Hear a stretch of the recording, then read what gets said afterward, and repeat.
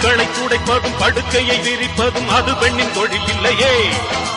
சரித்திரம் படைக்கவும் சரித்திரம் துடைக்கவும் வருவதில் பிழை இல்லையே. அடுக்களை துடைப்பதும் படுக்கையை விரிப்பதும் அது பெண்ணின் தொழில் இல்லையே.